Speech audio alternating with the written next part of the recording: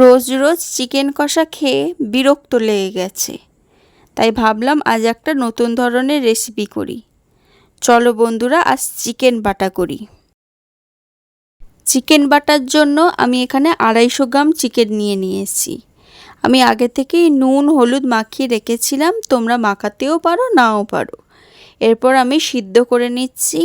সিদ্ধ করে ঠিক এইভাবে আমি ছাড়িয়ে নিয়েছি কাঁটা চামচের সাহায্যে, তোমরা হাত দিয়েও ছাড়াতে পারো। কড়াই গরম হয়ে গেলে সর্ষের তেল দিয়ে গোটা জিরে, শুকনো লঙ্কা আর কাঁচা লঙ্কা ফোড়নে দিয়ে দিলাম।